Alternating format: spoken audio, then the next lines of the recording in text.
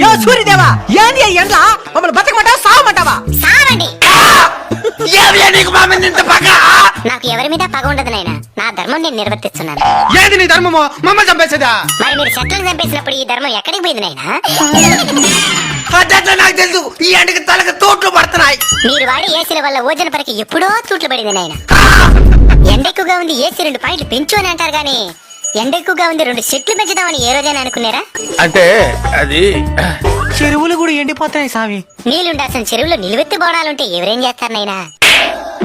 అడవులు కూడా ఎండిపోతున్నాయి స్వామి. మరి అక్కడే కదా నేను అపార్ట్మెంట్లు కట్టాల్సిందే. స్వామి ఈ ఎండ నుంచి బయటపడేదానికి ఏదైనా మార్గం చెప్పు స్వామి. వృక్షో రక్షిత రక్షిత. చెట్లను మీరు కాపాడితే అవి మిమ్మల్ని కాపాడతాయి. తప్పకుండా నాటి కాపాడుతాం స్వామి. స్వామి ఇంక మిఠాని ఈ ఎండలు తగ్గినా? In front there is crocodile festival. అంటే ముందుంది ముసళ్ళ పండగ అని.